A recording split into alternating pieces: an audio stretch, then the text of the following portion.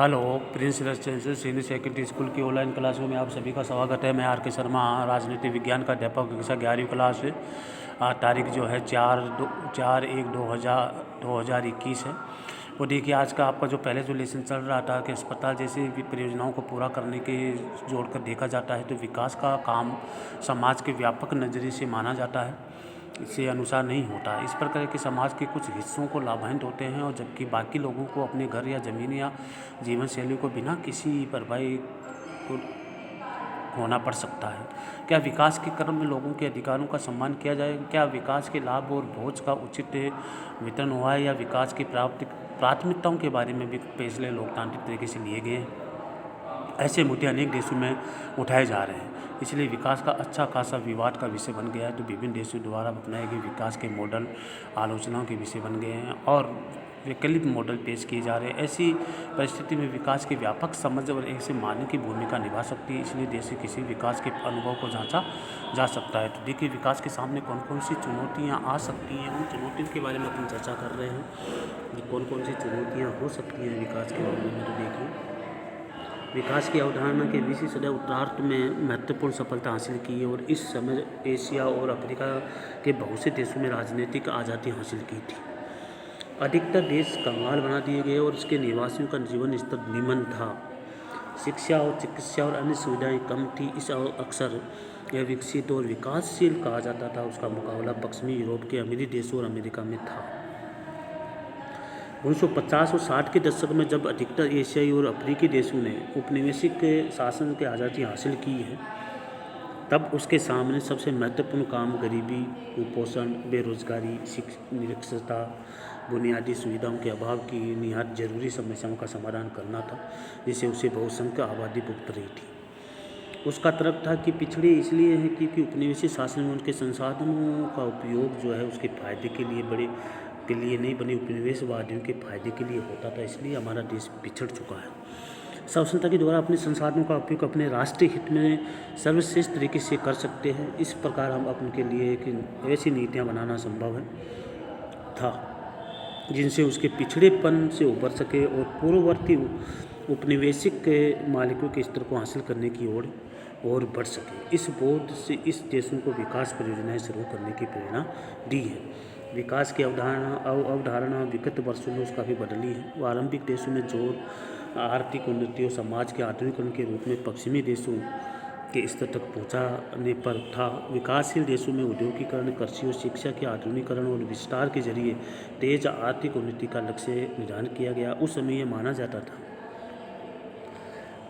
माना जाता था कि इस तरह से सामाजिक और आर्थिक बदलाव को शुरू करने में केवल राजसत्ता ही इसका माध्यम हो सकती है। अनेक देशों में विकास की महत्वाकांक्षा सी योजनाओं का सूत्रपात किया। ऐसी दृष्टि विकसित देशों की मदद और कर्ज के जरिए किया गया।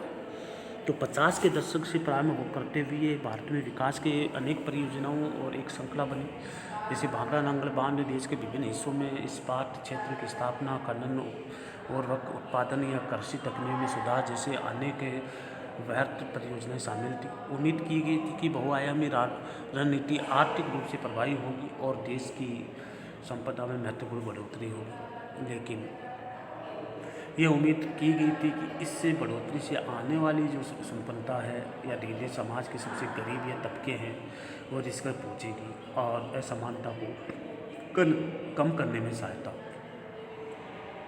सहायक होगी। विज्ञान की ताज़ाती खोजों के अपनाने और नवीनतम तकनीक पर काफ़ी विश्वास किया गया था।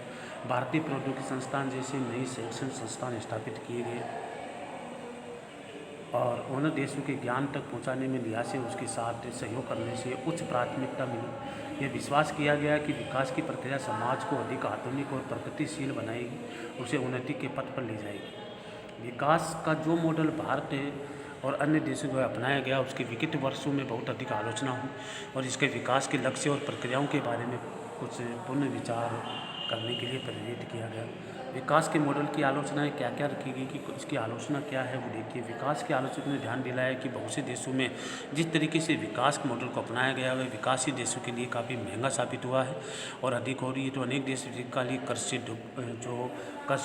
दब गए हैं, ये सबसे बड़ी आलोचना मानी जाती है। जो विकास के लिए अलग अलग देशों से जो लिया गया है, अलग अलग देशों से जो फंड लिया गया है, उस फंड के कारण ऋण लिया जो गया है, उस ऋण के कारण धीरे धीरे दब गया है। कई देश जो है कर्ज में डूब गए हैं। तो ये भी एक सबसे बड़ी समस्या जानी जाती है। इसलिए आलोचकों का ये सबसे बड़ा जो तर्क दिया जाता है कि आज भी विकास नहीं हुआ है। जो आलोचना हुई कि जो गरीब देश हैं वो पैसे वाले देश, जो विकासशील देश हैं, उनके गुलाम हो चुके हैं, उनके कर्ज में डूब चुके हैं और उनके सामने कई प्रकार की समस्याएं सामने आई है। तो विकास के मामले में आलोचनाएं धीरे धीरे सामने आ रही कि कौन कौन सी आलोचना आ रही हैं। तो ये कि जो पूरा देश जो है एक प्रतिस्पर्धा के युग में पहुंच गया और जो विकासशील देश हैं वो आगे पहुंच गए और जो गरीब देश है वो गरीब ही रह गए और कर्ज में डूब गए, इसलिए उसका विकास नहीं हो पाया है। तो ये आलोचना का विषय बना हुआ है, आलोचना हमारे सामने आ रही है। इस प्रकार की आलोचना जो है हमारे देश में काफ़ी नुकसानदायक है। इसलिए जो 11 क्लास के राजनीति विज्ञान के जो छात्र हैं उस लेसन को, विकास के नाम जो लेसन आपका चल रहा है उसको ढंग से पढ़ें। बहुत अच्छा लेसन है, इसको पढ़ोगे तो आपके सामने आलोचनाएं भी आएंगी, विकास भी आएगा, विकास के बारे में कुछ समझ में भी आएगा। इसलिए आज के लेसन में आपको इतना ही करवाया जाएगा। जब तक के लिए जय हिंद।